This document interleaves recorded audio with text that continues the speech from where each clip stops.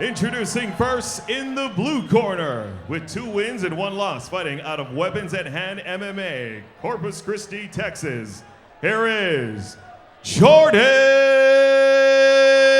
Garza.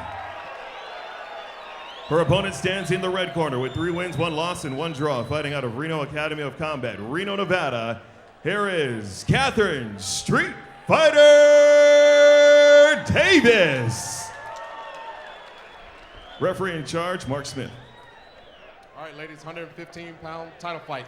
Protect yourself at all times. Obey my commands. If you like to touch gloves, come out ready to fight. 3 3-minute rounds. So what, that's those 60 seconds, how big is that? For a break, I mean, amateurs. if you're in good shape, you know, it shouldn't make too much of a difference, you know, the extra minute. Garza in the white trunks, Davis in the red, and we get this title fight underway. That was more of a pulling guard than really a takedown. Garza is dangerous. She is trained in Brazilian Jiu-Jitsu and is currently in side control, or excuse me, half guard. Yeah, she's doing an excellent job. You can see her trying to use the foot to sweep down off of the, to eliminate the half guard that Catherine's trying to do from top. Davis is trying to use a lockdown, you know, using the outside leg and hooking into the calf. Eddie Bravo kind of made it famous. And you can see that Garza's left foot, she's trying to use that to break the knees apart to be able to pass through the half guard. And she actually has a side choke now that I know the prompter. Is she going to be able to finish this from It'd be extremely difficult from there because of, I mean, not that it can't be done, but typically it's not very easy because you don't have the forearm lined up just right around the neck.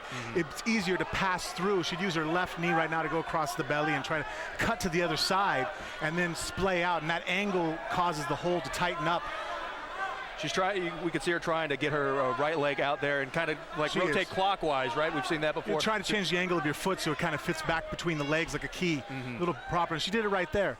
Now she needs to be aware of keeping that leg safe because obviously Davis wants to pull her back into that half guard to control her hips a little bit better. See how she's bringing up the knee right now to reestablish her guard. And actually Garza's doing a little bit of a side choke there by putting the forearm down there a second ago. Garza doing a good job controlling from the top right now, though. Yeah, she's having a hard time right now because she's really having to fend off being put back in the half guard. So she really hasn't got to mount much of an offense yet. She's pretty much just trying to establish the position. Looks like she'll probably slide over for the mount.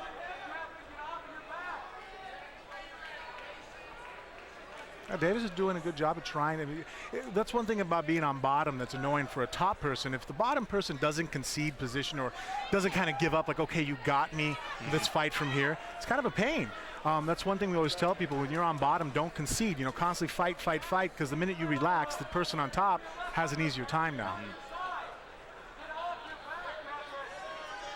She's going for a Darce choke and guillotine now. She's going to grab her own thigh and then walk around. Try to step over, got knee on the belly. There's actually some pretty nifty submissions she's actually gone for. I'm pretty impressed so far.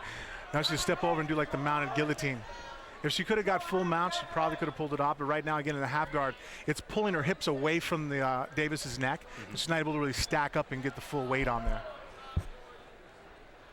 See, right now, it's more her back and biceps, and she can get a squeeze. Oh, wow. Wow, gets the tap. Jordan Garza. About a minute and a half into the first round, showing some great submission skills, just worked at it, just very methodical throughout that entire fight. She's gonna be our new Tough Enough women's 150-pound, 15-pound, I don't think she'd appreciate me saying 150-pound, 115-pound champion, only 18 years old. But I've always been a fan of women's jiu-jitsu, just the flexibility that women can display compared to some of the guys out there. You know, there's a few guys out there like BJ Penn who've got rubber legs. But definitely, there's times it's funny. I've actually worked out with women. You know, obviously weight difference, you go lighter. But you know, you'll lock them up in something, and their arm twists. If they had put me in the same move, I'd have screamed. You know, normal men, our arms just typically don't move. Here you see where she's working the half guard, and she did a great job of really pinching down on the arm. See how she's arching, and she has great, you know, feel with her forearm, able to get it super tight, and you know, she's actually very physically fit. Typically, that's not an easy spot to get the guillotine from. So that's just, she has a great mastery of that move.